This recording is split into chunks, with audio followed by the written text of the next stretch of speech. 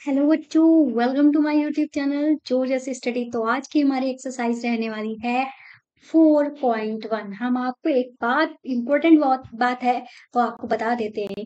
ये जो हमारा चैप्टर 4 था, पूरा पूरा उदाहरण के साथ हमने बिल्कुल डीप में समझाया है। ठीक है, अगर आपने पूरा चैप्टर ये अच्छे से समझ लिया तो आप एक्सरसाइज को बहुत ही इजीली कर जाओगे और आपको हर चीज समझ में आएगी, आपको कुछ भी टफ नहीं लगेगा। ठीक है, तो बस आपसे रिक्वेस्ट है, अगर आपने इंट्रोडक्शन क्लास नहीं देखी है फोर्थ चैप्टर की तो वो जरूर देख लें, फिर उसके बाद इस एक्सरसाइज को आप आरंभ कर सकते हो। ठीक है, तो उम्मीद है आप लोगों ने देख ली होगी, नहीं देखी है तो देख लेना, प्ले लिस्ट में आपको मिल जाएगी। तो चलिए अपना हम पहला क्वेश्चन देखते हैं। ये रहा हमारा पहला क्वेश्चन। पहला क्वेश्चन जो है ये कह रहा है, जांच कीजिए कि क्या निम्न द्विघात समीकरण है। ठीक है, हमें बताना है यहाँ पे जो समीकरण दिए गए हैं वो द्विघात समीकरण है भी या नहीं भी। ठीक है, तो इसके लिए हमें क्या करना पड़ेगा, ये इन क्वेश्चंस को हमें सॉल्व करना पड़ेगा। ठीक है, तो पहला पार्ट जो है वो हम यहाँ पे ले लेते हैं। पहला पार्ट है x+1 का whole square is equal to 2 × x-3। ये हमारा पहला पार्ट है। ठीक है, इस पार्ट को हम कैसे करेंगे ध्यान से देखिएगा। हम इसको सॉल्व करेंगे। सॉल्व कैसे करेंगे, हमको ये चीज अच्छे से पता होनी चाहिए कि हमें सारे फॉर्मूले जो हमारे बीजगणित के फॉर्मूले हैं, जैसे कि हमारे फॉर्मूले होते हैं, हम कुछ बता देते हैं आपको। जो मेन मेन है, a+b का whole square is equal to a² + b² + 2ab। a-b का whole square is equal to a² + b² - 2ab। Next है हमारा a² - b² is equal to a+b into में a-b। ये हमारे तीन खास फॉर्मूले हैं जिनका यूज यहाँ पे होगा। ठीक है, तो हम यहाँ पे जब इन क्वेश्चंस को देखते हैं तो हमको एक चीज दिखती है कि ये वाला जो यहाँ पे दिया गया है x+1 का होल स्क्वायर, ये इससे मिलता जुलता है, जिसमें होल स्क्वायर भी है और इस मतलब होल भी है स्क्वायर भी है। तो यहाँ पे हम x+1 में क्या लगा देंगे, फॉर्मूला लगा देंगे a+b का होल स्क्वायर का। तो हम सबसे पहले तो क्या करेंगे, यहाँ पे ओपन कर देंगे फॉर्मूले को। ठीक है, तो चाहे तो आप यहाँ पे लिख सकते हो a+, हमने तो ऑलरेडी लिख के रखा है तो हमें बार बार वो चीज लिखने की जरूरत नहीं है। ठीक है, फॉर्मूले तो हमने साइड में लिख ही दिए तो वो लिखने की जरूरत नहीं है। सिंपल से यहाँ पे हम, ठीक है, सॉल्व करेंगे। यहाँ पे हम लिखेंगे, इसको ओपन करेंगे। ठीक है, x का होल स्क्वायर +1 का होल स्क्वायर +2ab होता है ना, तो 2 × x × 1। ठीक है, और इसको ओपन करेंगे तो ये 2 की गुणा हमारी क्या होगी, एक बार x से होगी और एक बार 3 से होगी। तो 2 की गुणा x से हुई 2x हुआ, माइनस लगा दिया। 2 की गुणा 3 से हुई तो 6 हो गया। ठीक है, तो अब नेक्स्ट लाइन में क्या हो जाएगा, x का स्क्वायर x² हो गया, 1 का स्क्वायर 1 हो गया, 2 × x × 1 जो है वो हमारा क्या हो गया, 2x हो गया। ठीक है, इधर हमारा 2x - 6 है, तो इस 2x से ये 2x तो हमारा कैंसिल हो गया। ठीक है, अब हम यहाँ पे क्या करेंगे, x² है और प्लस 0, हमारा x वाला टर्म तो 0 हो गया है ना, तो चाहे तो आप इसको ऐसे लिख सकते हो, चाहे तो ऐसे अगली नेक्स्ट लाइन में लिख देंगे। ठीक है, नहीं तो आप यहाँ पे कंफ्यूज हो जाओगे। तो हमारे पास क्या है, 1 था, 6 इधर आया तो प्लस का 6 हो गया बराबर में 0। ठीक है, नेक्स्ट हमारी स्टेप क्या हो जाएगी, x² प्लस का 7 बराबर में 0। ठीक है, इस फॉर्म में आ गया। अब इसकी मैक्सिमम घात हमको क्या दिख रही है, तो इसकी मैक्सिमम घात जो है वो हमको 2 दिख रही है।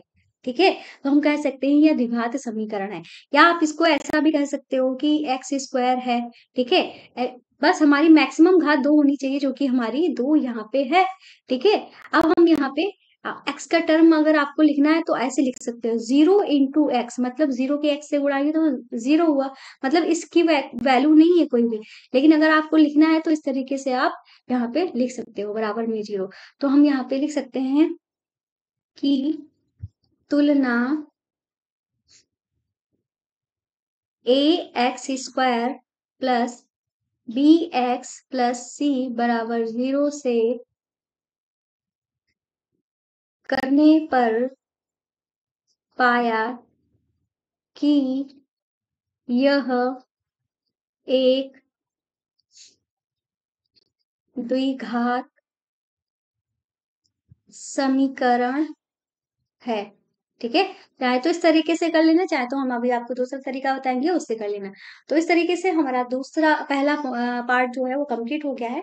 अब करेंगे हम अपना दूसरा वाला पार्ट।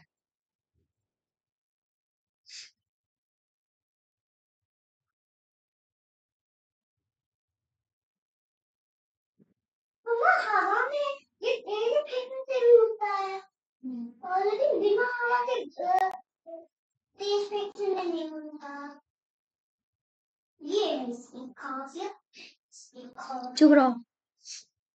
अब करेंगे अपना दूसरा वाला पार्ट। दूसरा वाला पार्ट जो है वो है x square minus 2x is equal to में माइनस का 2 इंटू 3 माइनस एक्स, इस तरीके से ये हमारा दिया गया है। अब हम इसको करेंगे सॉल्व। सॉल्व करने के लिए हम क्या करेंगे, तो कुछ नहीं, हमें बस सॉल्व ही करना है। जो भी अगर मल्टीप्लिकेशन हो रही है वो मल्टीप्लिकेशन कर देंगे, जहां पे जो भी हो रहा है वही हम करते चलेंगे। ठीक है, तो हम यहाँ पे क्या करेंगे, एक्स स्क्वायर माइनस का 2x इस तरीके से लिख देंगे। इधर कुछ भी सॉल्व करने वाला नहीं है, पर यहाँ पे हम -2 की गुणा इस पूरे ब्रैकेट से करेंगे। ठीक है, -2 की गुणा 3 से हुई तो माइनस का 6 हुआ, माइनस माइनस की गुणा प्लस हुई, ये हमारा 2x हो गया। ठीक है, अब हम क्या करेंगे, एक्स स्क्वायर लिखा हुआ था लिख दिया, माइनस का 2x था वो हमने लिख दिया। 2x जब बराबर के इधर आया तो ये हमारा माइनस का 2x हो गया।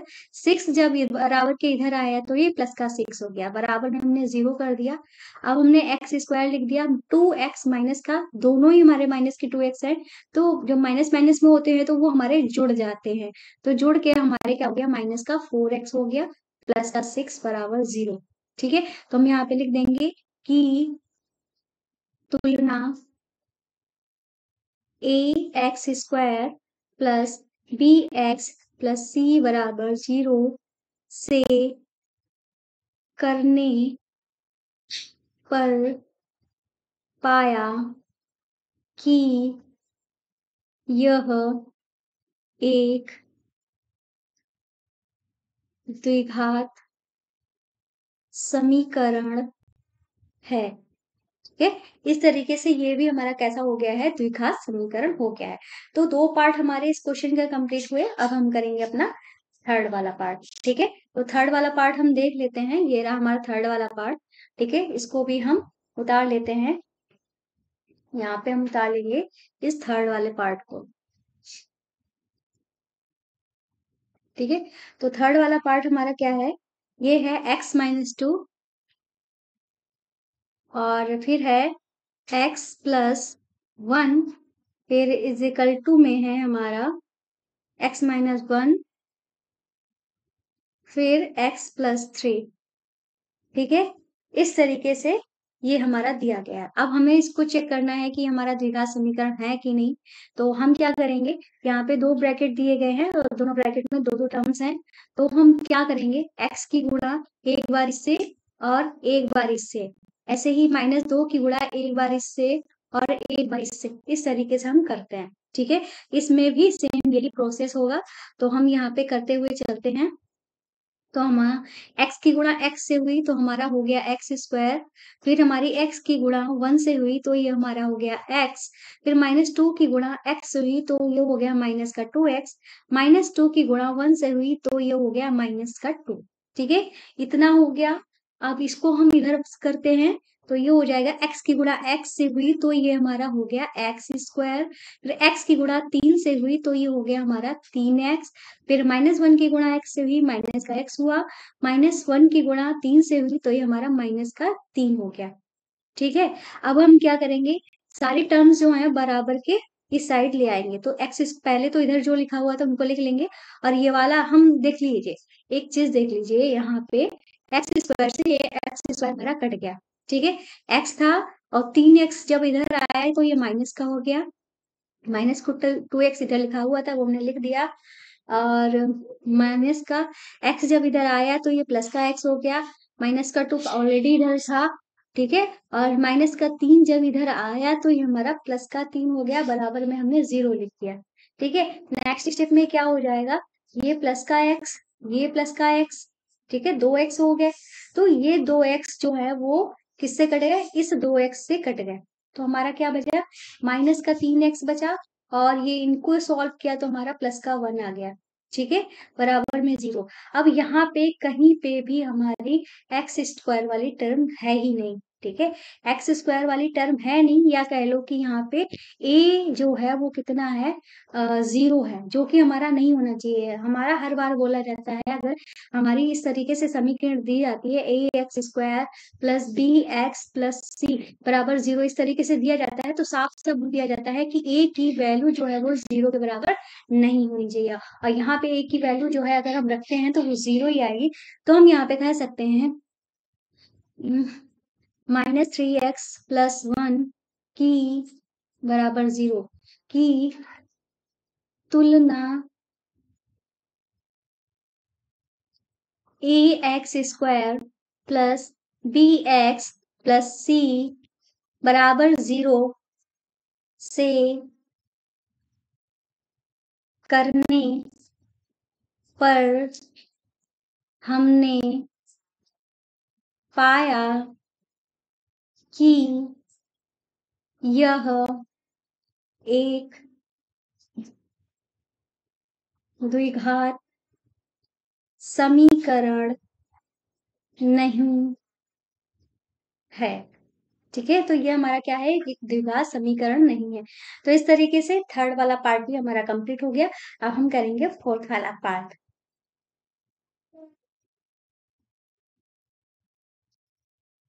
मेरा बच्चा,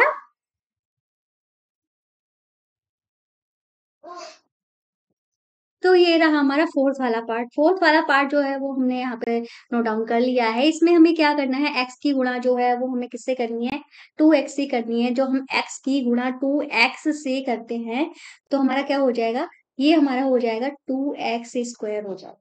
ठीक है, क्या हो जाएगा, 2x² हो जाएगा। और हम क्या करते हैं, एक्स की गुणा जब 1 से करते हैं तो ये हमारा 1 हो जाता है। और इसके बाद जब हम -3 की गुणा 2x से करेंगे तो 3 दूनी 6, माइनस का 6x हो जाएगा। फिर -3 की गुणा 1 से करेंगे तो ये हमारा माइनस का 3 हो जाएगा। और उसके बाद हम इधर करते हैं तो x की गुणा x से x² हो गया, x की गुणा 5 से तो ये हमारा 5x हो गया। ठीक है, यहाँ पे आगे चलते हैं तो क्या करेंगे हम, 2x² यहाँ पे इस तरीके से हम लिख लेंगे। ठीक है, लिख लिया हमने। ये वाला स्क्वायर, ये सारा जो टर्म है दोनों ये हमारी बराबर के इधर आएंगी। जब ये बराबर के इधर आएंगे तो दोनों ही हमारे प्लस में है तो ये माइनस में हो जाएंगे। ठीक है, तो ये माइनस का x² हो गया, और माइनस का 6x उतारा हमने, और माइनस प्लस का 5x जब इधर आया है तो ये माइनस का 5x हो गया। फिर हमने इसको सॉल्व कर लिया, माइनस का 3 और प्लस का 1 इसको सॉल्व किया तो ये हमारा माइनस का 2 आ गया। बराबर में 0 हमने लिख दिया, क्योंकि बराबर सारा कुछ हम इधर ले आए हैं तो बराबर में हमारा कुछ बचा नहीं तो हमने 0 लिख दिया। आगे चलते हैं, 2 में से 1 जाएगा तो हमारा 1 बचेगा, 1 हम लिखते नहीं तो खाली यहाँ पे x² लिख देंगे। ठीक है, माइनस का 6 माइनस का 5 हमारा माइनस का 11 होता है, माइनस का 11x लिख दिया, माइनस का 2 बराबर में 0। इस तरीके से हमने यहाँ पे लिख दिया। ये हमारी क्या आ गई है, एक द्विघात समीकरण आ चुकी है। चाहे तो आप यहाँ पे लिख सकते हो कि तुलना ax² plus bx plus c बराबर 0 से करने पर, ठीक है, तो करने पर यहाँ पे लिखेंगे हमने पाया कि यह एक द्विघात समीकरण है। ठीक है, तो इस तरीके से हमने तुलना की तो हमने पाया कि भाई ये हमारा एक द्विघात समीकरण है। तो ये वाला पार्ट हमारा कंप्लीट हो गया। अब करेंगे हम अपना फिफ्थ वाला पार्ट। ठीक है, तो शायद इसमें 8 हमारे पार्ट है तो फिफ्थ वाला पार्ट हम देख लेते हैं। तो ये रहा हमारा फिफ्थ वाला पार्ट ये कह रहा है 2x-1 x-3 इंटू बराबर में है x+5 इंटू x-1। इसको हम यहाँ पे नोट डाउन कर लेते हैं अच्छे से। ठीक है, तो क्या है एक बार क्वेश्चन को देख लेते हैं इधर भी। सॉरी, ये है हमारा 2x-1 दूसरे ब्रैकेट में x-3 बराबर में x+5 नेक्स्ट ब्रैकेट में है x-1। ठीक है, ये हो गया। अब हम इसको सॉल्व करेंगे। ठीक है, सॉल्व करने का वही सेम तरीका रहने वाला है, कुछ अलग और स्पेशल नहीं है। ठीक है, हम क्या करेंगे 2x की गुणा x-3 जो ब्रैकेट दिया है उससे करेंगे। तो जब हम गुणा करते हैं तो 2 एकम 2 हो जाता है और x स्क्वायर हो जाता है। ऐसे ही 2 की गुणा जब 3 से होती है 2 की यहाँ 6 हो जाता है, माइनस का x कर देते हैं। ऐसे ही -1 की गुणा जो x-3 पूरे ब्रैकेट से होगी तो -1 और x की जब गुणा होती है तो माइनस का x हो जाएगा। ऐसे ही माइनस माइनस हमारा प्लस हो जाएगा। ठीक है, ये इस माइनस की गुणा -3 से जब होगी तो ये हमारा माइनस माइनस प्लस हो जाएगा और 1 और 3 की गुणा हमारी 3 हो जाएगी। ठीक है, x और x की गुणा x स्क्वायर हो जाएगा और x की और 1 की गुणा हमारा क्या हो जाएगा, माइनस का x हो जाएगा। ऐसे ही 5 की गुणा x-1 पूरे ब्रैकेट से करेंगे। 5 और 1 x की गुणा हमारा 5x हो जाएगा, 5 और 1 की गुणा माइनस का 5 हो जाएगा। इस तरीके से ये हो जाएगा, हो गया ना। अब हम यहाँ पे क्या करेंगे, सारा कुछ जो है बराबर के उधर वाला हम एक ही साइड में लाएंगे। जैसे कि 2x² जो है पहले से लिखा हुआ था, हमने इसको लिख लिया। पहले इसको सॉल्व कर लेते हैं। माइनस का 6x और माइनस का x दोनों ही माइनस में, तो ये हमारे 7x हो जाएंगे। प्लस का 3 हमने लिख लिया। अब हम x स्क्वायर लिख लेंगे। माइनस का x और प्लस का 5x जो दिया गया है, इनको सॉल्व करेंगे तो हमारा प्लस का 4x हो जाएगा, माइनस का 5 निकाल लेंगे। अब हम क्या करेंगे 2x² लिख लेंगे। अब ये वाला x² जब इधर आएगा तो ये माइनस का हो जाएगा। ऊपर जो लिखा हुआ है माइनस का 7x उसको नोट डाउन कर लेंगे। 4x जब इधर आएगा तो ये माइनस का हो जाएगा। ऐसे ही प्लस का 3 लिख देंगे और माइनस का 5 जब इधर आएगा तो ये हमारा प्लस का 5 हो जाएगा। बराबर में कुछ बचेगा नहीं तो हम यहाँ पे 0 लिख देंगे। 2 में से जब हमारा 1 जाएगा तो हमारा 1 ही बचेगा। 1 को हम लिखते नहीं है तो हमारा यहाँ पे x² हो जाएगा। माइनस का 7 और माइनस का 4 हमारा माइनस का 11 होता है, 11x हो गया। और प्लस का 3 और प्लस का 5 हमारा प्लस का 8 हो गया, तो हमने यहाँ पे लिख दिया बराबर में 0। इसकी जब हम तुलना करते हैं तो हम पाते हैं कि भाई ये हमारा द्विघात समीकरण है, क्योंकि इसकी मैक्सिमम घात जो है वो हमारी कितनी है, 2 है। मैक्सिमम घात हमारी 2 होनी चाहिए जो कि हमको मिल रही है। ठीक है, हम यहाँ पे लिख देंगे कि तुलना ax² plus bx plus c बराबर 0 से करने पर पाया कि यह एक द्विघात समीकरण है। ठीक है, इस तरीके से ये हमने यहाँ पे लिख दिया। तो फाइनली हमारा फिफ्थ वाला पार्ट भी कंप्लीट हो चुका है। अब हम करेंगे अपना सिक्स्थ वाला पार्ट। सिक्स वाले पार्ट को करने से पहले हम एक बार इसको चेक कर लेते हैं कि हमारा आखिरी क्वेश्चन है क्या। ठीक है, तो ये रहा हमारा सिक्स वाला पार्ट। यहाँ पे दिया है x² plus 3x plus 1 is equal to x-2 का होल स्क्वायर। तो यहाँ पे हमारा फॉर्मूला लगेगा x-2 का होल स्क्वायर वाला। ठीक है, ए माइनस बी का होल स्क्वायर फॉर्मूला ये आपके सामने यहाँ पे लिखा हुआ है, आप देख सकते हो। a² plus b² minus 2ab ये फॉर्मूला हमारा यहाँ पे यूज होगा। ठीक है, तो हम ये रहा हमारा सारा पार्ट जिसको हमने नोट डाउन कर लिया है। तो इधर तो हमको कुछ भी सॉल्व करने वाला है नहीं। यहाँ पे हम x² प्लस 3x प्लस 1 ऐसे ही लिख देंगे और इधर हमारा a माइनस बी का होल स्क्वायर वाला फॉर्मूला लग जाएगा, जो कि होता है a² minus 2ab plus b²। इस तरीके से होता है, यानी चाहिए फॉर्मूले आपको, इसीलिए मैंने पहले ही बता दिए। ठीक है, तो ये हमारा x का होल स्क्वायर हो जाएगा। फिर हम -2 इंटू एक्स इंटू 2 कर देंगे। ठीक है, फिर हम क्या करेंगे प्लस का b² मतलब 2 का होल स्क्वायर यहाँ पे इस तरीके से ये कर देंगे। ठीक है, अब हम आगे क्या करेंगे, यहाँ पे हम एक्स स्क्वायर लिखेंगे, प्लस का 3x लिखेंगे, प्लस का 1 लिखेंगे, बराबर में एक्स का स्क्वायर एक्स स्क्वायर हो गया, फिर 2 दूनी 4x हो जाएगा, और इधर हमारा प्लस का 4 हो जाएगा।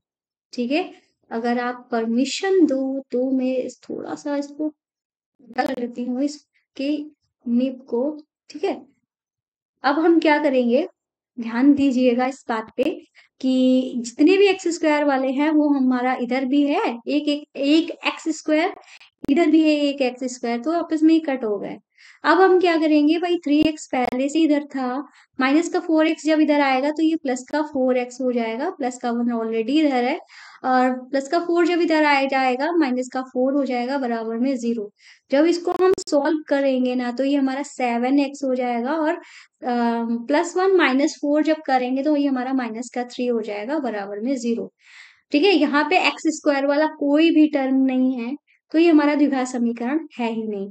तो हमें यहाँ पे लिखना पड़ेगा कि तुलना a x square plus b x plus c is equal to 0 से करने पर। ठीक है, जब इसकी तुलना करने पर हम यहाँ पे लिख देंगे यह एक द्विघात समीकरण नहीं है। ठीक है, ये हमारा क्या है, एक द्विघात समीकरण नहीं है। तो फाइनली हमारा ये पार्ट था 6th वाला, ये भी कंप्लीट हुआ।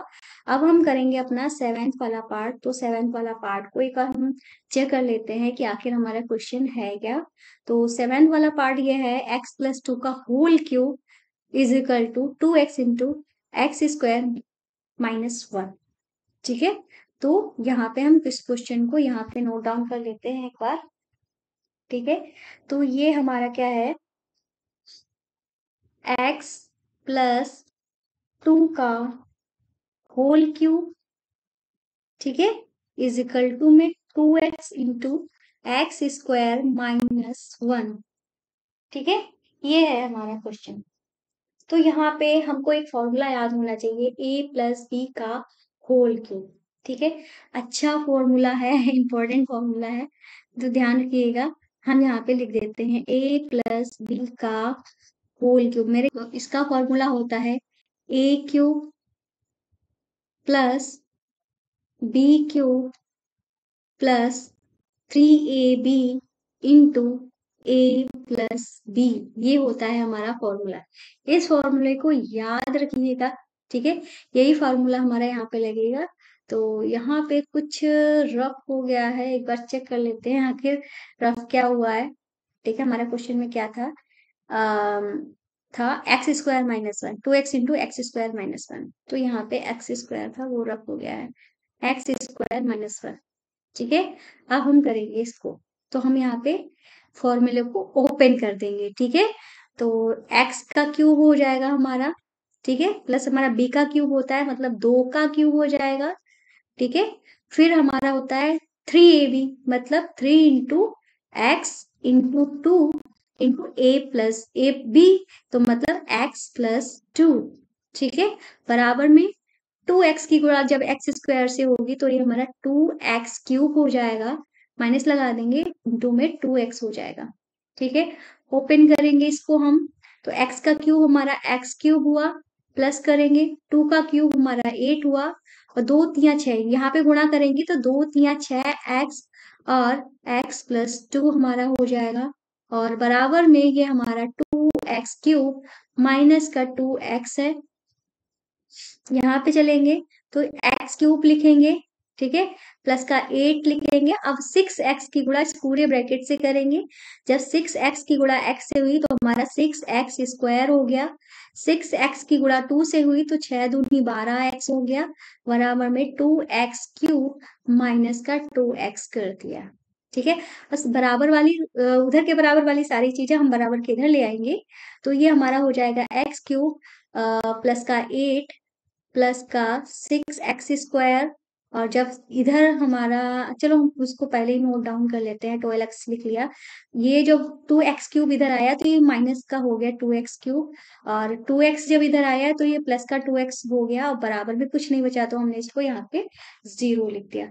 आगे चलते हैं तो हमारा x³ ये है और 2x³ ये है। जब हमने इसको सॉल्व किया तो हमारे पास माइनस का x³ आ गया, x² ये है और अकेले ही है, ठीक है। तो हमने इसको ऐसे उतार दिया, 12x ये है, 2x ये है, दोनों ही प्लस के हैं तो जुड़ के हमारा 14x हो गया।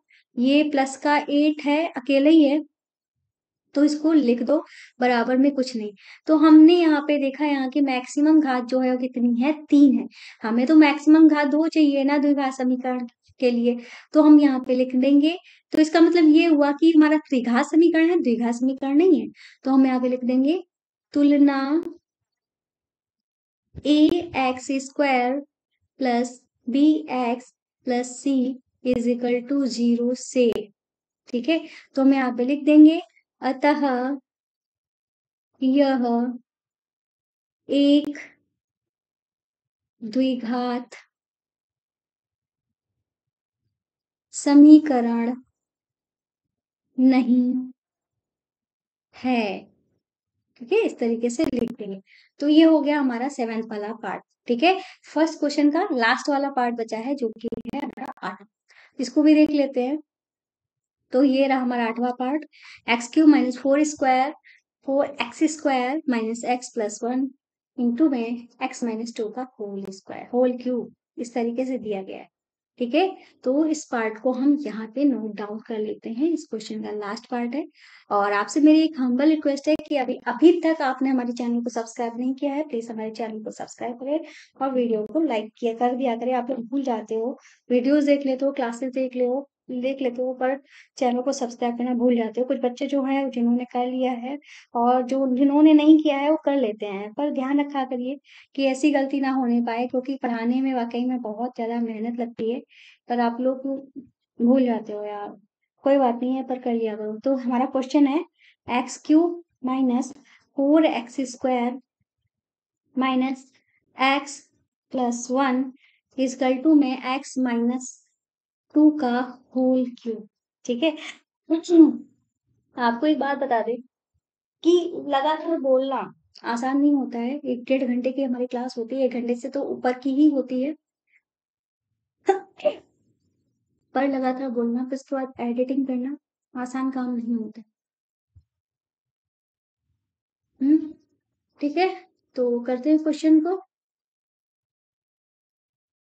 तो हम यहाँ पे क्या करेंगे, x³ लिख लेंगे, माइनस का 4x² भी लिख लेंगे, क्योंकि इस इधर साइड में कुछ भी सॉल्व होने जैसा है ही नहीं, तो हम इसको नोट कर लेंगे। अब यहाँ पे हमारा एक फॉर्मूला लगेगा, वो फॉर्मूला हमारा क्या होता है, अगर आपको याद है तो बहुत अच्छी बात है, नहीं याद है तो अच्छी बात तो नहीं है। वो होता है a माइनस बी का होल क्यूब, जो कि होता है a³ माइनस का b³ और माइनस का 3a² b और प्लस का 3ab², ठीक है। ये हमारा फॉर्मूला होता है, तो इसको यहाँ पे लगा देते हैं, ठीक है। तो ये हो जाएगा x³ plus b minus, sorry plus नहीं होगा, ये हमारा माइनस होगा यहाँ पे। अंडो हो जा भाई, अंडो हो जा, अंडो हो जा, हाँ तो हो गया। तो हम यहाँ पे क्या लिखेंगे, x³ माइनस 2 का होल क्यूब माइनस 3a², ठीक है। तो 3 लिख देंगे, a² मतलब x का स्क्वायर, b का मतलब 2, और प्लस लिखेंगे 3ab², a का मतलब x, b का मतलब 2 का स्क्वायर, ठीक है। तो इसको हम सॉल्व करेंगे, हो जाएगा x³, ये हो जाएगा माइनस का 8, और ये हो जाएगा 2 या 6 x², और ये हो जाएगा 2 का स्क्वायर 4 हुआ, 4×3 = 12x, ठीक है। इधर हमारा क्या चल रहा था, x³ माइनस का 4x² माइनस का x और प्लस का 1, ये हमारा यहाँ पे चल रहा था, ठीक है। इसको हम हटा देते हैं, ठीक है। अब हम क्या करेंगे, x³ से x³ हमारा कट गया, अब हम क्या करेंगे, ये सारी चीजें हम इधर ले जाएंगे या ये सारी चीजें इधर ले आओ। ठीक है, आपकी मर्जी है, आप क्या करना चाहते हो। ठीक है, तो अब हम क्या करेंगे, ये सारी चीजें इधर से इधर करते हैं। अब हम यहाँ पे लिखते हैं, माइनस का 4x² था, उतार दिया। 6x² जब इधर आया तो ये प्लस में हो गया, प्लस का 6x², माइनस का x था, उतार लिया। 12 का x से जब इधर आया तो ये माइनस का 12x हो गया, प्लस का 1 इधर था। माइनस का 8 जब इधर आया तो ये प्लस का 8 हो गया, बराबर में हमने 0 लिख दिया। ठीक है, इसको जब हमने सॉल्व किया, ठीक है, इसको जब हमने सॉल्व किया तो हमारा क्या आया, प्लस का 2 आया। क्या आया, प्लस का 2 आया। ठीक है, तो हम यहाँ पे लिख देंगे प्लस का 2x² और माइनस का 12, माइनस का 1 हमारा माइनस का 13x हुआ, और प्लस का 8 प्लस का 8 हमारा प्लस का 9 हुआ। ठीक है, बराबर में 0 कर दिया। अब हमारी इसकी मैक्सिमम घात जो है वो 2 आ रही है, तो हम यहाँ पे लिख सकते हैं कि तुलना ax² plus bx plus c बराबर 0 से करने पर, फिर हम यहाँ पे लिख देंगे, अतः यह एक द्विघात समीकरण है। ठीक है, इस तरीके से ये हमारा द्विघात समीकरण आ गया। तो फाइनली फर्स्ट क्वेश्चन कंप्लीट हुआ। आपसे रिक्वेस्ट है, अगर अभी तक चैनल को सब्सक्राइब नहीं किया है प्लीज कर लेना। तो ये वाला क्वेश्चन तो हमारा कंप्लीट हो गया, फर्स्ट वाला। अब हम करेंगे अपना सेकंड वाला क्वेश्चन। तो सेकंड वाला क्वेश्चन कह रहा है, निम्न स्थितियों को द्विघात समीकरणों के रूप में व्यक्त कीजिए। निरूपित मतलब हमें क्वेश्चन को सॉल्व नहीं करना है, सिर्फ हमें द्विघात समीकरण के रूप में ही व्यक्त करना है। जैसे कि हमारा हमारा पहला वाला जो पार्ट है वो कह रहा है, एक आयताकार भूखंड का क्षेत्रफल इतना है। ठीक है, क्षेत्र की लंबाई चौड़ाई के दुगने से एक अधिक है, हमें भूखंड की लंबाई और चौड़ाई ज्ञात करनी है। ठीक है, तो यहाँ पे ये बात किसकी कर रहे हैं, एक आयताकार भूखंड की बात कर रहे हैं। ठीक है, आयताकार भूखंड है, तो आयत हमारा कैसी आकृति होती है, अगर आपको पता है तो कमेंट करके हमें जरूर बताइएगा। फिलहाल मैं तो आपको बताऊंगी, आयत एक ऐसी आकृति होती है जिसके आमने सामने की भुजा जो होती है बराबर होती है। ये भुजा इसके बराबर हो जाएगी। ये तो हो गई हमारी लंबाई और ये हो गई हमारी चौड़ाई। ठीक है, इन्होंने इसका क्षेत्रफल जो है ऑलरेडी बता के रखा है। इसका जो क्षेत्रफल है, ठीक है, वो इन्होंने बता के रखा है 528 मीटर स्क्वायर। ठीक है, अब इन्होंने एक बात बोली है लंबा, ये ध्यान से देखिएगा, हमने आपको बात पहले ही बताई है जब हमने चैप्टर पढ़ाया था। इन्होंने लंबाई की बात की है, किसको लेकर, चौड़ाई को लेकर बात की है। ठीक है, चौड़ाई के दुगने से एक अधिक है, मतलब चौड़ाई को लेकर बात की है, तो हमें जो मानना पड़ेगा वो क्या मानना पड़ेगा, चौड़ाई ही पहले माननी पड़ेगी। ठीक है, फिर ये बोल रहे हैं दुगने से, चौड़ाई का दुगना हो गया, उसमें एक अधिक कर दिया, तो ये हो गई हमारी लंबाई। ठीक है, इस तरीके से करना है, पर इसका एक प्रॉपर तरीका रहेगा लिखने का, वो हम तरीका यहाँ पे अपनाते हैं। यहाँ पे लिखेंगे, माना आयताकार भूखंड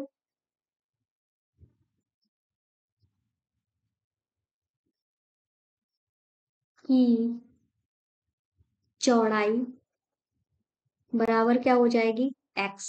ठीक है, फिर हम यहाँ पे लिख देंगे, इसलिए लंबाई क्या होगी, वो हो जाएगी, इन्होंने बात की है चौड़ाई का दुगना में एक अधिक, ये हो गई हमारी लंबाई। ठीक है, ये मीटर में इन्होंने बताया है, यहाँ पे मीटर दे रखा है, मतलब ये भी हमारे कैसे होंगे, मीटर में ही होंगे। ठीक है, फिर हम कह रहे हैं भूखंड की लंबाई और चौड़ाई ज्ञात कीजिए। तो इन्होंने एक बात हमको दे दी थी क्षेत्रफल के बारे में, तो हम यहाँ पे लिख देंगे कि प्रश्नानुसार, ये चाहे लिखो या ना लिखो कोई फर्क नहीं पड़ता। ठीक है, तो हम यहाँ पे उन्होंने क्षेत्रफल की बात की थी, तो हम यहाँ पे लिख देंगे आयताकार भूखंड का क्षेत्रफल इन्होंने दे के रखा है 528 मीटर स्क्वायर।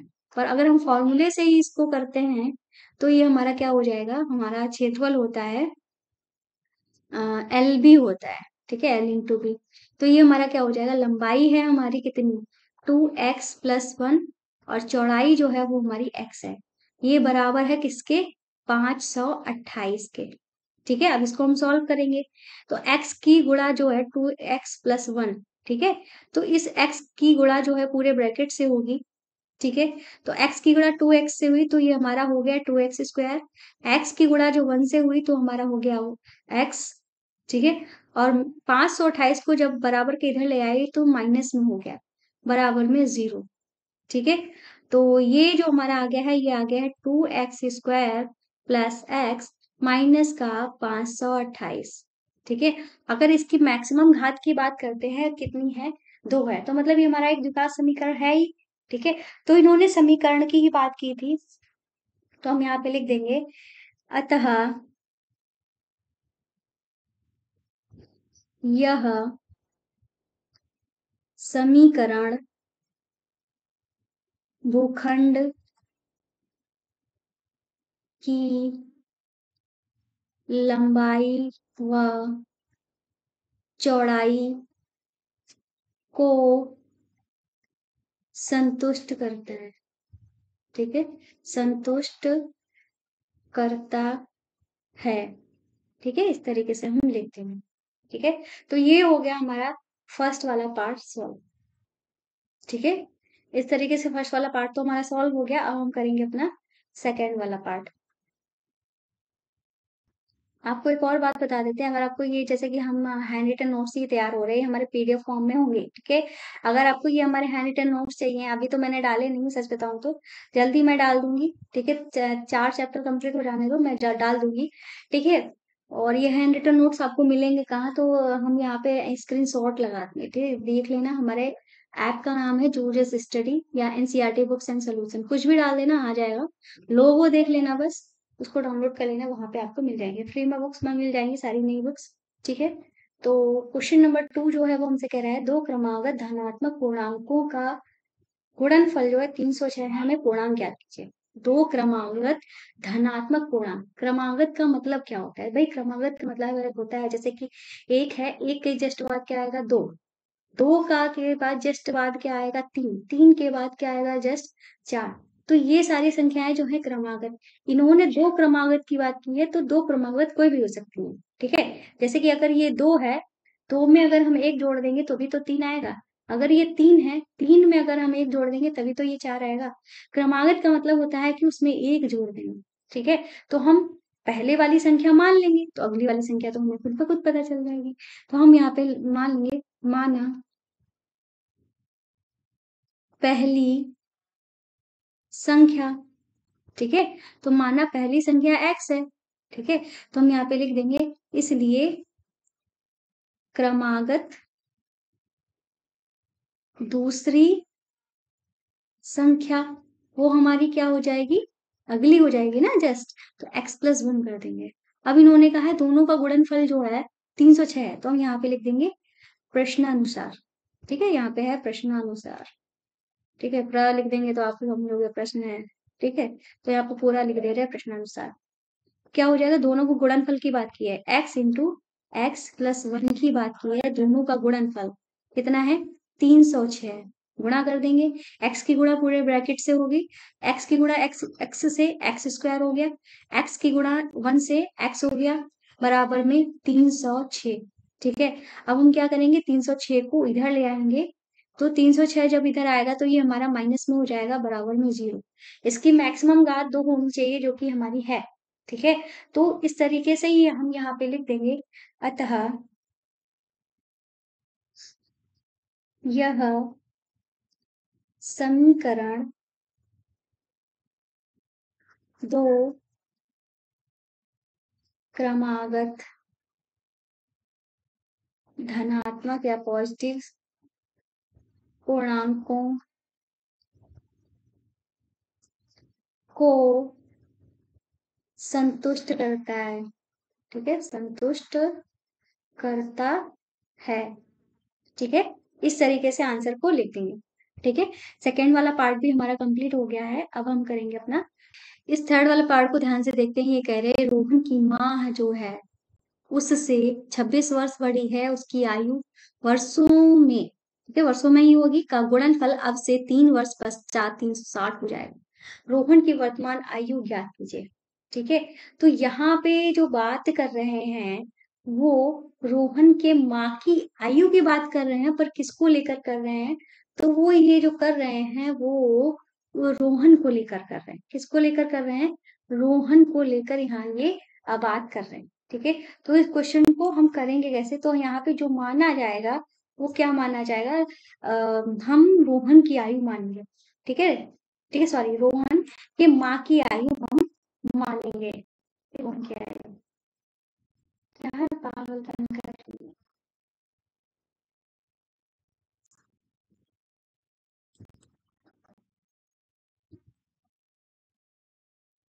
ठीक है, तो यहाँ पे हम जो मानेंगे किसको किसको लेकर मान कहा जा रहा है? रोहन को लेकर कहा जा रहा है ना। रोहन की माँ की आयु की बात की जा रही है रोहन को लेकर, तो हम किसकी आयु मानेंगे? रोहन की आयु को मानकर लेकर चलेंगे। ठीक है, तो हम यहाँ पे लिखेंगे माना रोहन की आयु। ठीक है, माना रोहन की आयु, तो हम मान लेते हैं रोहन की आयु जो है कितनी है? एक्स वर्ष है। अब इन्होंने बोला था कि रोहन की जो माँ है उससे 26 साल बड़ी है, तो हम यहाँ पे लिख देंगे, इसलिए रोहन, या हम लिख सकते हैं माँ की आयु। ठीक है, माँ की आयु क्या हो जाएगी? एक्स प्लस 26 साल। ठीक है, इतनी हो जाएगी, इतने वर्ष हो जाएगी। ठीक है, अब ये कह रहे हैं 3 वर्षों के बाद उनकी आयु का गुणनफल अब से 3 वर्षों बाद। ठीक है, हम यहाँ पे बात करेंगे 3 वर्ष बाद की। ठीक है, अगर आपकी आयु प्रेजेंट टाइम में 10 साल है, मैं पूछूं कि आपसे 3 साल बाद आप कितने बड़े हो जाओगे, तो 10 में 3 ऐड करोगे ना। ऐसे ही ये जो उनकी आयु दी गई इनमें हम 3 ऐड करेंगे। ठीक है, 3 वर्ष बाद रोहन की आयु। ठीक है, रोहन की आयु। ठीक है, 3 वर्ष बाद रोहन की आयु क्या हो जाएगी? एक्स हो जाएगी, एक्स प्लस 3 वर्ष हो जाएगी। ठीक है, ऐसे ही माँ की आयु क्या हो जाएगी? माँ की आयु एक्स प्लस 26 थी। ठीक है, और उसमें 3 साल और ऐड हो जाएगा, तो कितनी हो जाएगी? एक्स प्लस 29 वर्ष हो जाएगी। ये हो जाएगी 3 साल बाद माँ की आयु। अब प्रश्नानुसार करेंगे जो प्रश्न बोल रहा है, तो यहाँ पे हम लिख देंगे प्रश्नानुसार। ठीक है, तो प्रश्न में क्या क्या रहे थे? इनका गुणनफल 3 वर्ष बाद उनकी आयु का गुणनफल 360 हो जाएगा, तो हम यहाँ पे क्या कर देंगे? x+3 इंटू में x+29 इज इक्वल टू 360, यही बोल रहे थे। अब हम इसको सॉल्व करेंगे। ठीक है, सॉल्व करेंगे तो हम क्या करेंगे? x की गुणा जो है पूरे ब्रैकेट से होगी, x की गुणा इस पूरे ब्रैकेट से, 3 की गुणा इस पूरे ब्रैकेट से होगी। तो x की गुणा x से, एक्स स्क्वायर, x की गुणा 29 से 29x, फिर 3 की गुणा x से 3x, 3 की गुणा 29 से, तो 3 नेम 27, 2 हासिल, 3 दूनी 6, 7 8। ठीक है, और ये 360 जब इधर ले आएंगे तो ये माइनस में हो जाएगा, बराबर में कुछ नहीं बचेगा, तो हम 0 लिख देंगे। ठीक है, एक्स स्क्वायर लिखा, 29 और 3 जब हमने जोड़े तो 32 हो गया, तो हम यहाँ पे 32x लिख देंगे प्लस का। अब 360 में से 87 घटाएंगे। ठीक है, 10 में से 7 गया तो हमारा कितना बचा? 3 बचा। ठीक है, और 5 में से हमारा 8 तो जाएंगे नहीं, 15 में से 8 गया तो हमारा कितना बचा? 15 में से जब 8 गया तो हमारा बचा 7। ठीक है, 7 बचा, यहाँ पे 2, 273 वो भी बचेगा, ये हमारा माइनस का बचेगा, ये ध्यान रखना, ये हमारा माइनस का बचेगा। ठीक है, बराबर में 0। ये हमारी एक विकास समीकरण है, क्योंकि इसकी मैक्सिमम घात जो है 2 है। ठीक है, तो हम यहाँ पे लिख देंगे, अतः ये पर कह रहे थे रोहन की आयु के लिए कौन सी समीकरण संतुष्ट करेगी, इस टाइप में कह रहे थे क्वेश्चन, हम देख लेते हैं एक बार। ठीक है, ये कह रहे हैं रोहन की वर्तमान आयु ज्ञात करनी है, तो कौन सा समीकरण होगा? तो हम यहाँ लिख देंगे, अतः रोहन की आयु ज्ञात करने के लिए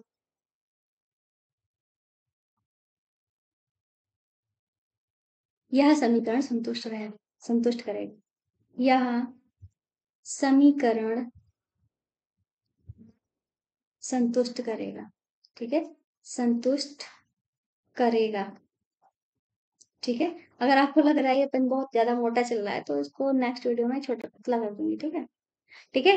इस तरीके से ये वाला पार्ट जो है वो हमारा खत्म हुआ।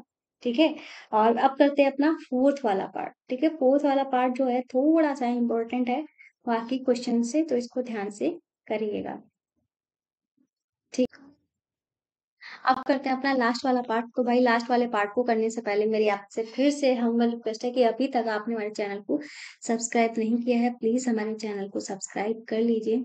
क्योंकि भाई देख रहे हो कि आप मैं रात के बहुत मतलब 1 बजने जा रहा है, मैं काम ये पढ़ा रही हूँ बैठ के, और इतना आंखों में नींद भरी है पर पढ़ा रही हूँ क्योंकि क्लास मुझे कंप्लीट करनी है, कल मुझे डालनी है। इस वजह से तो थोड़ी सी कृपा कर दिया करो। तो क्वेश्चन जो है वो हमसे कह रहा है कि एक रेलगाड़ी 480 किलोमीटर की दूरी समान चाल से चल रही है। यदि इसकी चाल 8 किलोमीटर प्रति घंटा कम होती है तो उस दूरी को तय करने में 3 घंटे अधिक लेती है। हमें रेलगाड़ी की चाल ज्ञात करनी है। ठीक है, तो भाई ध्यान रखना, अगर चाल हमारी ज्यादा है, अगर हम तेज चल रहे हैं तो किसी जगह पे हम जल्दी पहुंच जाएंगे, मतलब हमें कम समय लगेगा। चाल ज्यादा है तो हमें कम समय लगेगा। चाल अगर हमारी कम है, अगर हम धीमे धीमे चल रहे हैं तो हमको टाइम ज्यादा लगेगा। ध्यान रखिएगा, चाल ज्यादा है तो टाइम जो है वो हमारा कम होगा, चाल कम है तो टाइम हमारा ज्यादा होगा। इस बात का ध्यान रखिएगा। ठीक है, अब हम इनके अकॉर्डिंग चलते हैं। तो इन्होंने फिलहाल चाल की बात नहीं की है, बस इन्होंने कहा है चाल कम हो जाए, तो चाल की बात नहीं की और चाल हमसे कह भी रहे कि बताओ भाई। ठीक है, जो पूछ रहे हैं उसी को हम मान लेते हैं। तो हम यहाँ पे लिखेंगे माना रेलगाड़ी की चाल,